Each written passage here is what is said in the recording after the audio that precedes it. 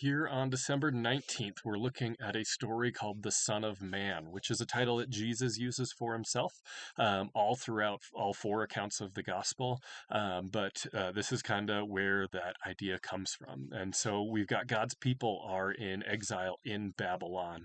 And God was working through multiple prophets, but in this story, we're looking mostly at what was happening with Daniel and a couple of the visions that he has. And if you don't recognize these stories, it's because most people don't look at Daniel's visions. They read the stories and then they move on. But while Daniel was in Babylon, he had a few visions. And this kind of looks at what those were and what they mean. Where I've been talking in the last few videos about trusting God as we walk into what looks like death and then coming out the other side of death into life and righteousness is where some of those ideas come from.